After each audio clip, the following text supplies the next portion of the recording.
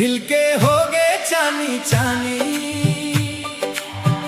तोर माया के पर गे पानी। सूखा डार में फुट गे कोंपल, बदल गे मोर जिंदगानी।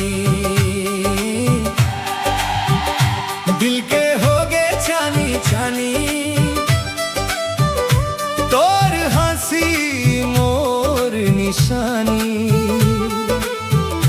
जेन रताम अंधियार रही थे, ओ माँ उतर गए अंजोर कहानी।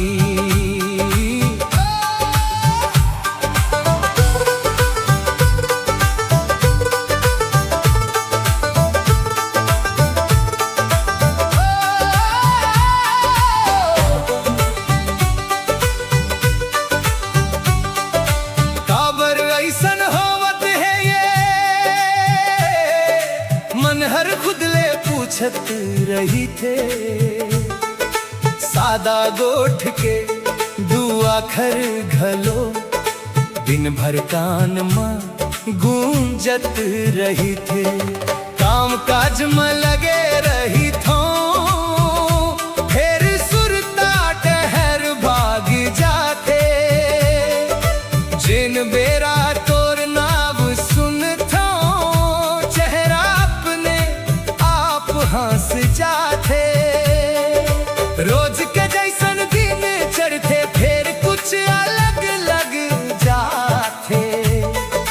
तोर सुरता के हल्का छैहा मन में आके बस जाते।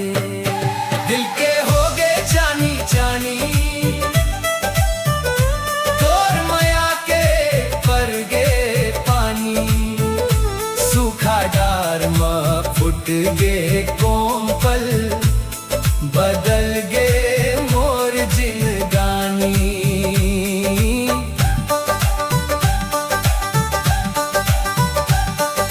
ना कोनो सोना के गहना, ना कोनो महल बनाना है।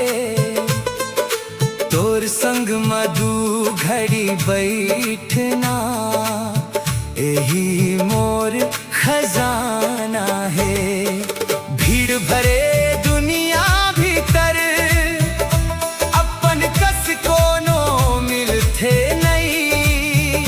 जिन बातला सब झन छोड़ देवई, ते ओला भूला थस नहीं। थके बखत में हिम्मत बनके, चुपचाप संग में खड़े रही थस।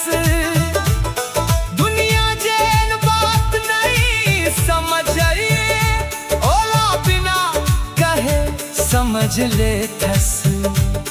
ना जादू है ना कोनो टोना, ना सिनेमा के कहानी है। धीरे धीरे मन में उपजे, ए माया घलो बड़ सयानी है। ना बादर गरजे, ना बिजली चमके, ना कोनो चमत्कार होथे। तोर भरोसा संग जुड़ के, जिंदगी सुंदर लगते।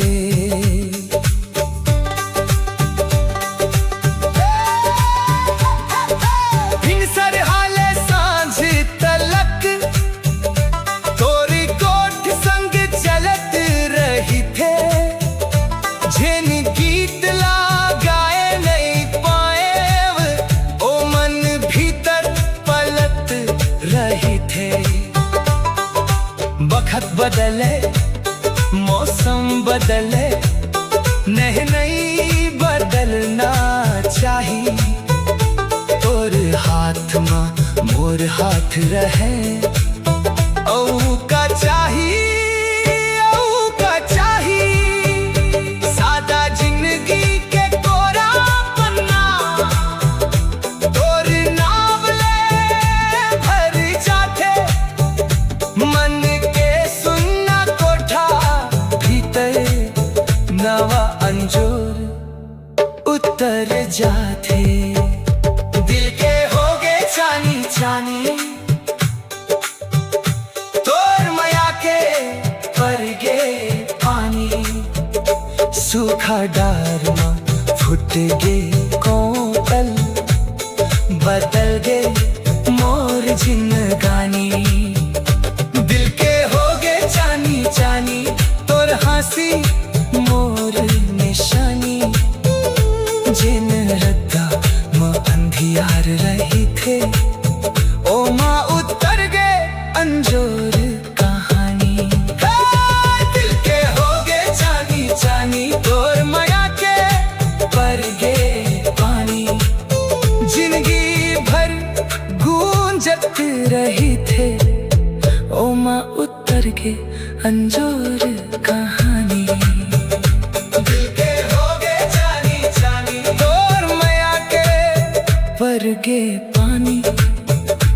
जिंदगी भर गूंजत रही थे ए माया।